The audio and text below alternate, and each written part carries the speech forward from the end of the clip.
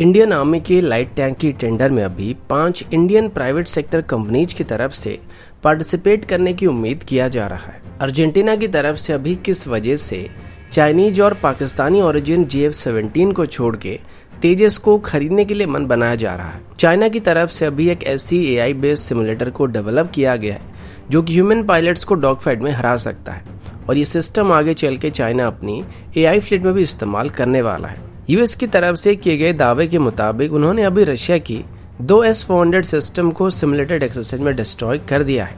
और अंत में साउथ कोरिया की DSME की तरफ से अभी भारत को अपनी लेटेस्ट सबमरीन को ऑफर किया जा रहा है, जिसकी परफॉर्मेंस वर्तमान की किसी भी सबमरीन के मुकाबले लगभग 30% बेहतर होने वाला है। ऐसे ही कुछ और खबरों के बारे में हम आज की वीडियो में बात करने वाले हैं। नमस्कार दोस्तों,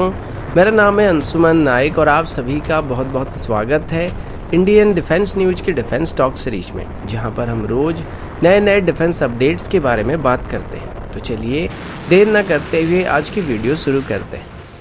आज की पहली अपडेट लाइट टैंक्स को लेके। अभी हाल ही में आपने सुना होगा इंडियन आर्मी की तरफ से RFI को इशू किया गया था, जिसमें 25 टन क्लास के एक लाइट टैंक को खरीदा जाने वाला है। पहले ऐसा लगा था कि इसमें ज़्यादातर फॉरेन कंपनीज ही पार्टिसिपेट करेंगे, क्योंकि हमारे पास अभी कोई भी लाइट टैंक की डिज़ाइन मौजूद नहीं है। लेकिन अभी लगभग 5 या उससे ज़्यादा इंडियन प्राइवेट सेक्टर कंपनीज की तरफ से इसमें शामिल होने के लिए बिड को सबमिट करने की उम्मीद किया जा रहा है। इसमें सबसे पहले तो L&T की तरफ से अपनी साउथ कोरियन पार्टनर हनवा डिफेंस के साथ मिलकर शामिल होने की कोशिश किया जा रहा है और वो अपनी K-21 प्लेटफॉर्म को इसमें ऑफर कर रहे हैं, जो कि एक 125 mm की गन के साथ हमको ऑफर किया जा रहा है। इसके बाद महिंद्रा डिफेंस की तरफ से BAE सिस्टम के साथ टाई अप करके उनकी M8 आर्मर्ड प्लेटफॉर्म की एक अपग्रेडेड वर्जन को भारत को ऑफर करने की कोशिश किया जा रहा है, जो कि एक 24 टन क्लास की लाइट टैंक होने वाली है और इसमें 105 mm या फिर 120 mm की गन का इस्तेमाल किया जा सकता है और इसे एक हाई मोबिलिटी प्लेटफॉर्म बताया जा रहा है, जिसको आसानी से C-17 एयरक्राफ्ट के जरिए कहीं पर भी ट्रांसपोर्ट किया जा सकता है। इसके बाद हमारी हेवी व्हीकल फैक्ट्री एवाडी की तरफ से एक इंडिजिनस लाइट टैंक को ऑफर किया जा रहा है। इसके डिजाइन के बारे में फिलहाल तक कोई जानकारी नहीं दिया गया, लेकिन इसके अंदर एक 1000 HP का इंजन होने वाला है, जो कि मे भी बाकी सभी कंपटीटर्स के मुकाबले ज्यादा पावरफुल होने वाला है। और मेरे हिसाब से इनकी जो टैंक होने वाली है वो ज्यादा हैवी भी होने वाला है, क्योंकि महिंद्रा डिफेंस की जो टैंक होने वाली है वो लगभग 24 टन क्लास की होने वाली है, जबकि L&T की तरफ से ऑफर किए जा रहे K-21 टैंक की वजन 25 टन के आसपास होने वाला है और इन दोनों में 600 HP और 750 HP का इंजन का इस्तेमाल किया जाता है। पर हेवी व्हीकल फैक्ट्री जो टैंक ऑफर कर रहा है, इसमें 125 mm का गन का इस्तेमाल किया जाएगा और साथ ही इसमें 1000 HP की इंजन का इस्तेमाल किया जाएगा। तो मेरे हिसाब से जो टैंक होने वाला है ये 30 टन से नीचे का टैंक नहीं होने वाला है। इसके अलावा टाटा एडवांस सिस्टम की तरफ से और एक private sector company Himachal futuristic communication limited की तरफ से भी इसमें शामिल होने की कोशिश किया जा रहा है, लेकिन ये किस फॉरेन फर्म के साथ टाई अप करने वाले हैं ये अभी तक क्लियर नहीं हुआ है। और अंत में आप सबको पता होगा रशिया की तरफ से स्प्रूट टैंक भी इसमें पार्टिसिपेट करने वाला है, जिसको अभी इमरजेंसी बेसिस पर भारत खरीद रहा है और इसकी ट्रायल जल्दी शुरू होने वाली, जिसके लिए इंडियन टीम रशिया जाने वाली है। अगला अपडेट GF-17 को लेके। अब GF-17 एक चाइनीज और पाकिस्तानी ओरिजिन फाइटर है। वैसे ओरिजिन तो चाइनीज ही है, लेकिन रहने देते हैं। वैसे आप सब अगर हमारी वीडियोज को रेगुलर बेसिस पर देखते हैं तो आप सभी को पता होगा कि हम जब भी GF-17 को लेके कोई वीडियोज को रिलीज करते हैं उससे हमारे पाकिस्तानी रिश्तेदार काफी नाराज हो जाते हैं। वैसे GF-17 एक काफी बढ़िया एयरक्राफ्ट है और सिर्फ इसी बात को प्रूफ करने के लिए हमने UFO को भी GF-17 से उड़ा दिया था। तो इस बात में कोई दो राय नहीं है कि GF-17 एक इंटरगैलेक्टिक एयरक्राफ्ट है, जिसमें वार्प ड्राइव सिस्टम का इस्तेमाल किया जाता है और ये लाइट से भी ज़्यादा रफ्तार में ट्रैवल कर सकता है और इससे उड़ाने के लिए फ्यूल की भी ज़रूरत नहीं पड़ती, क्योंकि हवा से ही फ्यूल को अब्जॉर्ब कर सकता है। और ये कमेंट आप ही में से किसी ने किया था, लेकिन बहुत बार आपने देखा होगा GF-17 को लेके हमारे पड़ोसी मित्रों का जो तर्क रहता है वो ये है कि इसको वो लोग एक्सपोर्ट कर रहे हैं। हाल ही में उन्होंने इसको नाइजीरिया को एक्सपोर्ट किया था, तो ये उनके लिए काफ़ी गर्व की बात है। और अभी वो लोग इसको अर्जेंटीना को भी एक्सपोर्ट करने की कोशिश कर रहे थे और अर्जेंटीना की तरफ से अभी अपनी पुरानी मिराज 3 एयरक्राफ्ट को रिटायर करने के बाद अभी वो कुछ नए एयरक्राफ्ट को खरीदने की तलाश कर रहे हैं और शायद वो 12 के आसपास एयरक्राफ्ट को खरीदने वाले हैं। और इसके लिए वो पहले तो साउथ कोरिया की FA-50 एयरक्राफ्ट को खरीदना चाहते थे, लेकिन वो डील आगे नहीं बढ़ पाया था। फिर रशिया की तरफ से MiG-35 को ऑफर किया गया था और चाइना की तरफ से उनको अपनी GF-17 को ऑफर किया गया था। इसी बीच ये सुनने को मिला था कि अर्जेंटीना को अभी मिग 35 के मुकाबले JF-17 ज्यादा पसंद आया था और मे भी उनके पास बजट की भी काफी कमी है, जिस वजह से वो एक लाइट वेट क्लास की फाइटर ही ढूंढ रहे हैं, जिस वजह से वो मिग 35 के साथ जाना नहीं चाहते हैं। और अभी ये खबर सुनने को मिल रहा है कि अर्जेंटीना की तरफ से अभी चाइना के ऊपर JF-17 के प्राइस को कम करने के लिए काफी प्रेशर डाला जा रहा है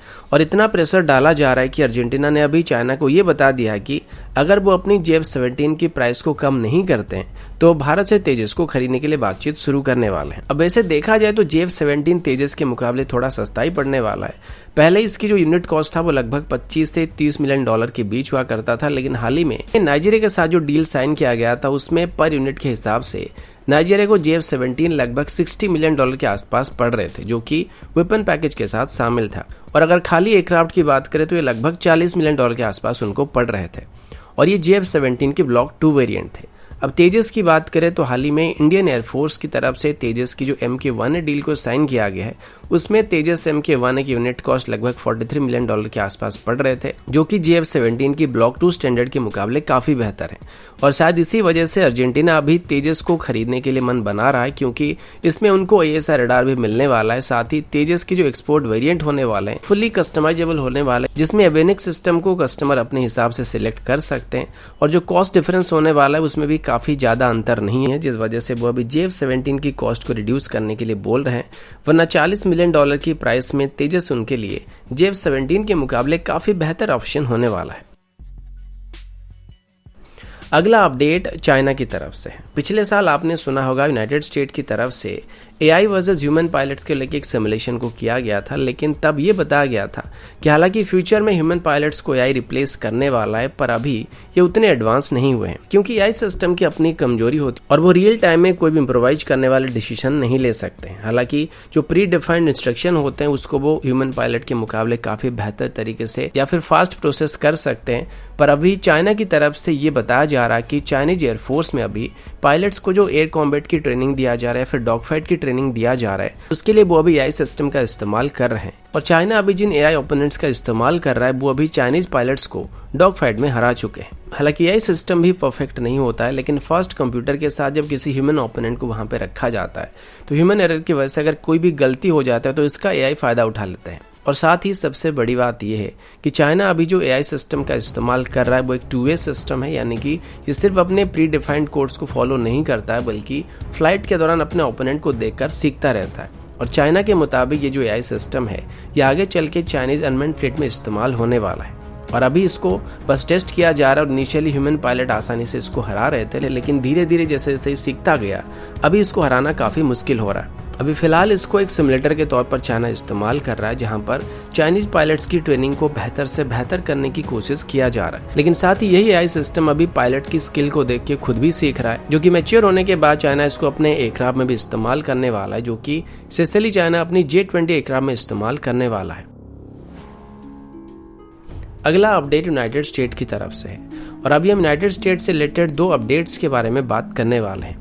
आप सभी जानते हैं कि यूनाइटेड स्टेट और रशिया के बीच कोल्ड वॉर के दौर से ही आर्म रेस चलता आ रहा था और अब यूनाइटेड स्टेट और रशिया के बीच जो मेन बैटल चल रहा है वो स्टेल्थ एयरक्राफ्ट और एंटी स्टेल्थ टेक्नोलॉजी को लेकर चल रहा है। यूनाइटेड स्टेट पिछले कई सालों से रशिया के S-400 सिस्टम से अपनी F-35 एयरक्राफ्ट को दूर रखने की कोशिश करता आ रहा है, क्योंकि यूनाइटेड स्टेट को यह डर है कि अगर एक बार S-400 सिस्टम के कंप्यूटर में F-35 की रडार सिग्नेचर कैप्चर हो जाता है तो उसके बाद ये आसानी से F-35 को डिटेक्ट कर सकता है। लेकिन अभी यूनाइटेड स्टेट की तरफ से एक सिमुलेटेड बैटल एक्सरसाइज में रशियन ओरिजिन S-400 सिस्टम को डिस्ट्रॉय करने की खबर दी गई है। इस ड्रिल को अफ्रीकन लायन 2021 एक्सरसाइज के दौरान कंडक्ट किया गया था, जिसमें यूनाइटेड स्टेट आर्मी की सदर्न यूरोपियन टास्क फोर्स के द्वारा 2 S-400 सिस्टम के खिलाफ एक कमांड पोस्ट एक्सरसाइज को कंडक्ट किया गया था, जिसमें यूनाइटेड स्टेट की तरफ से S-400 सिस्टम को डिस्ट्रॉय कर दिया गया था। अब इस एक्सरसाइज को किस तरीके से कंडक्ट किया गया था या फिर किस कंडीशन में एक्सरसाइज को सिमुलेट किया गया था ये फिलहाल बताया नहीं गया है। इसके अलावा यूनाइटेड स्टेट की तरफ से अभी ऑफिशियली ये बता दिया गया कि वो अभी इंडो पैसिफिक रीजन में अपनी पकड़ को मजबूत करने के लिए और इंडो पैसिफिक में चाइनीज नेवी को काउंटर करने के लिए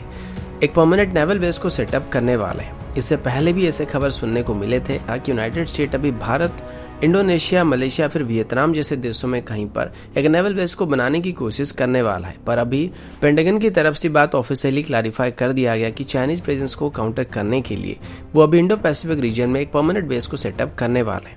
जिसके लिए अभी अलग अलग फॉर्मेलिटीज को फाइनलाइज किया जा रहा है और जब तक सभी डिटेल तय नहीं होता है तब तक इसके बारे में कोई और जानकारी नहीं दिया जा रहा है।